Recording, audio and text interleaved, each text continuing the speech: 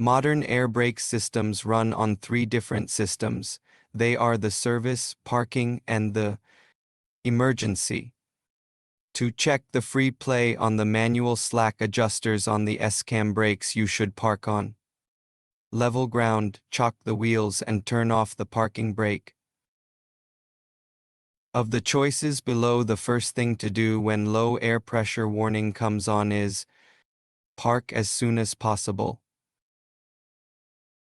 The spring brakes are used on tractors and straight trucks will bring your truck to a stop when the air pressure drops 60.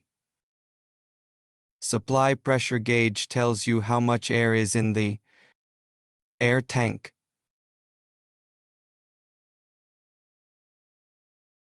The modulating control valve allows you to control the amount of air pressure in the brake system.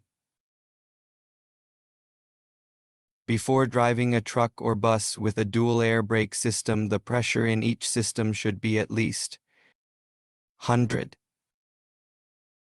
Under ideal conditions, a truck with air brakes going at 55 miles per hour requires a stopping distance of more than 300 feet.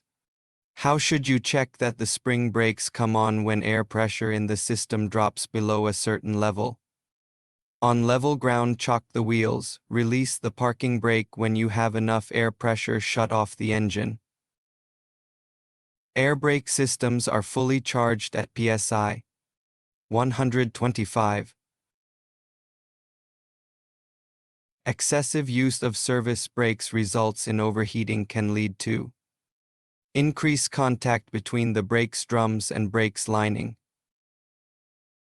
Air brakes take more time than hydraulic brakes because take more time to flow than hydraulic.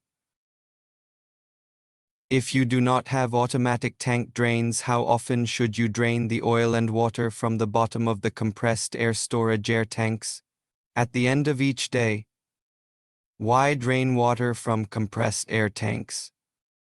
Water can freeze in cold weather and cause brake failure. During normal driving, spring brakes are usually held back by air pressure. The air loose rate for a straight truck or bus with engine off and brakes on should not be more than 3 psi in 1 minute. To test air service brakes, you should brake firmly when slowly moving forward. Total stopping distance for air brakes is longer than the stopping distance for hydraulic brakes due to distance. Brake lag. Air brake vehicle parking brake should be used whenever you leave the vehicle unattended.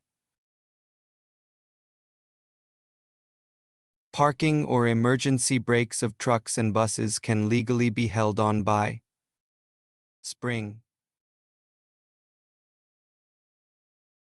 If your truck or bus has dual parking control valve, you can use pressure from separate tanks to release the spring emergency parking brake to move a short distance. Your truck has a dual air system. One of the system is on low pressure. Either the front or rear brake will not be fully operational. If your truck has properly functioning dual air brake system with minimum size air tanks, the air pressure should build up from 85100 psi within 45 seconds. The braking power of spring brakes depends on the spring brakes being in adjustment. The application pressure gauge shows how much air pressure is applied to the brake. You should know when the brakes are fading when you have to push hard on the brake pedal to control your speed on the downgrade. The S-cam forces the brake shoes against the inside of the brake drums. A vehicle has dual air brakes. The low air pressure warning comes on for your secondary system. you should bring the vehicle to a safe stop. Continue only when the system is fixed. A slack adjuster probably needs to be adjusted if it moves more than about when you pull hard on it. 1 inch. If you must make an emergency stop brake so that you can steer and your vehicle remains in a straight line. When the brakes are applied, the brake shoes or lining are pressed against brake drum or disc. The use of air brakes on a long and or steep downgrade under normal condition is only a supplement to the braking effect of the engine. The air brake lag at 55 miles per hour on a dry pavement adds about to your stopping distance. 32 feet. Repeatedly pressing and realizing the brake pedal may result in the loss of brake air pressure. The air compressor should stop pumping at about psi 125. All air brake equipped vehicles have a supply pressure gauge.